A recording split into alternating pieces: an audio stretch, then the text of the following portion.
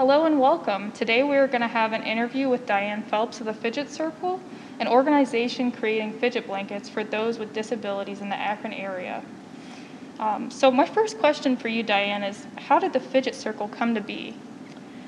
Well, in 2019, the Ladies Ministry for LifeSpring Community Church in Valley City were looking for an outreach project, something they could make and take out into the community.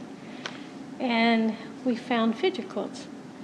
So we made 16 of them, and we took them to a skilled nursing facility in Medina, asked them to use them in their memory care unit. And the response was wonderful. They were thrilled to get them. The people were happy with them, brought a lot of comfort. And we some of us kept coming back to them. It was intriguing.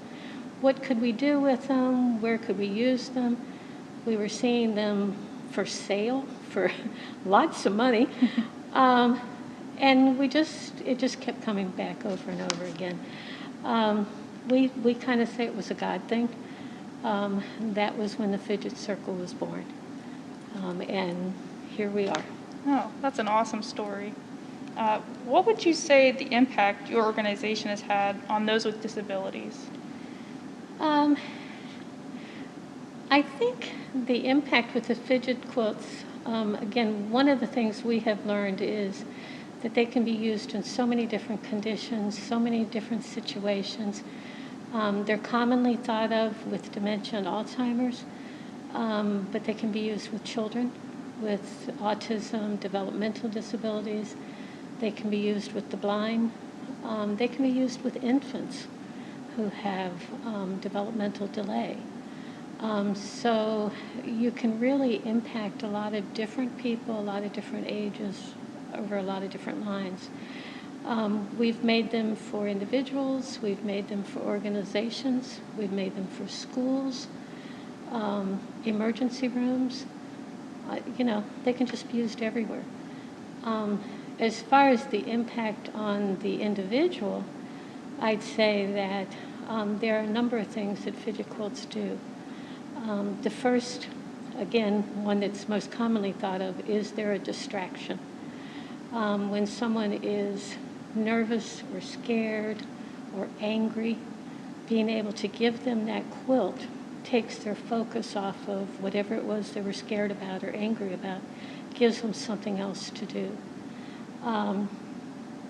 They stimulate the senses, colors and patterns and textures, just help people to develop their sense of touch and sight. Not so much taste unless they put it in their mouth, but hopefully not. They encourage fine motor coordination. So especially with children, we use a lot of embellishments such as zippers and buckles and buttons and things that they have to use their fingers for, have to use them. For more elderly people, that's important too, to maintain that function. But they, as they get further along in their stages of dementia, are more into the textures. And they stimulate mental memory stimulation. We try very much, if we get a request, to personalize a quilt. So if someone tells me that their loved one used to love to feed the birds, we will use a pattern with birds in it. We will use embellishments on it that may remind them of what they used to do. Those things stimulate, especially in the elderly with dementia or Alzheimer's, memories of earlier days, and often creates a way to connect so that the caregiver can actually have a conversation that has some meaning to it, talking about the different birds that used to come to the yard that you used to feed. So all of those things are fidget quilts. It's quite awesome how many things they do. Yeah, I agree. It is definitely amazing how versatile the fidget quilts can be. What has been a memorable experience through your time with the organization and making the fidget quilts? Well, a couple of things. I think I've watched our circle evolve from making a very simple, basic quilt to now our quilts are just whatever the imagination thinks of. Our women have become more skilled at it. I think we've become much more compassionate, and so we look for things that will involve people, will help them. It's not so much just putting a quilt together, it's now putting something together that will actually create some kind of an activity for them. So that's been memorable. As far as individually, I think we have been blessed with being able to make quilts for individuals and being able to give those quilts to those people and to actually watch them play with it, use it, see the joy on their face. One story I tell over and over again is of an elderly man who had been in the Marine Corps. And when I took the quilt to him, we made a Marine Corps quilt for him. When we took the quilt to him and we laid it on the table in front of him without any prompting whatsoever, and this is a man who's pretty advanced in his disease, he stood up and saluted the quilt. Aww. And all of us in the room were in tears, but that is probably my most precious memory with the fidget quilt. That is beautiful. That is awesome. I love that story. Cool. Another question we have, especially with everything going on, how has the pandemic affected or maybe increased your efforts? Well, initially the pandemic kind of shut us down, obviously. Yeah. We didn't meet for several months. Organizations, facilities didn't want to accept any quilts, anything from outside, really. We continued to make them because we make our quilts at home. So when we started meeting again a few months ago, we had approximately 50 quilts completed. What we have found over the past few months is an increased increased need for them, especially in facilities where you have a memory care unit, some dementia, some Alzheimer's. Because these people are so isolated now and they're without being able to see their family or friends, their schedules are kind of upside down. They're more confused.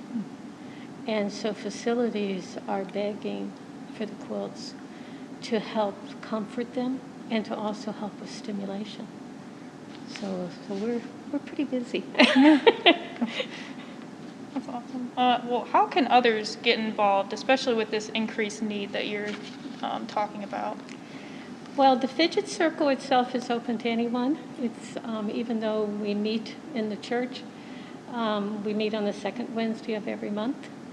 Our church is such that we can maintain safe distancing and, of course, wearing the mask. Our supplies are all kept in a separate area, so they're under protection. So it's open to anyone who wants to join the Fidget Circle. In addition, we're always open to answering questions from people if they want to try a fidget quilt on their own, talking to groups. If there's a group that wants to start a Fidget Circle, we're not the only ones who can make them. Mm-hmm. They're easy to make. So we would go out and do that with them.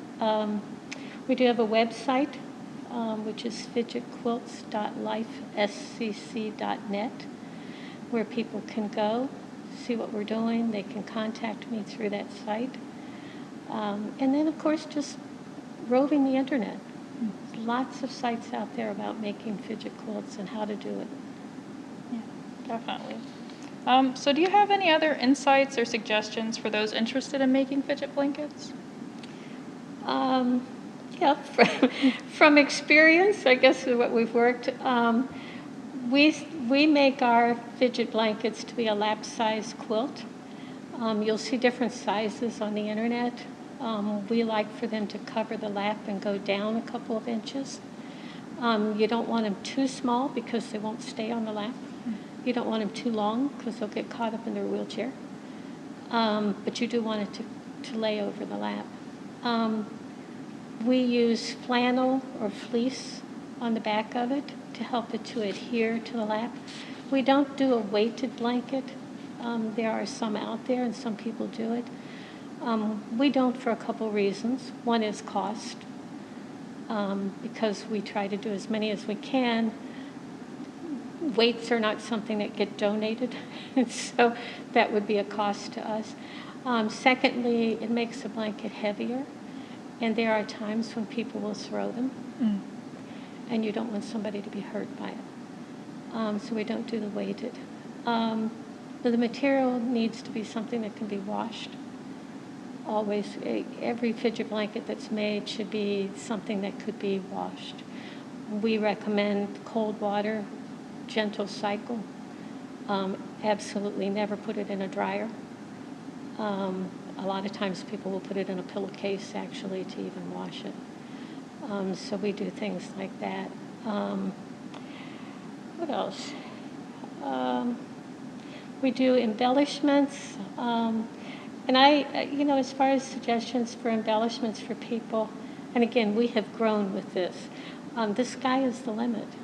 If it's something that can be securely attached, it can be put on a fidget quilt, as long as it's not a danger to the person or to others. So you don't want something that has rough edges where they could cut themselves or whatever. If you're using beads, you want to make sure that they can't ever get those beads off that quilt, so they can't swallow them, or buttons the same way.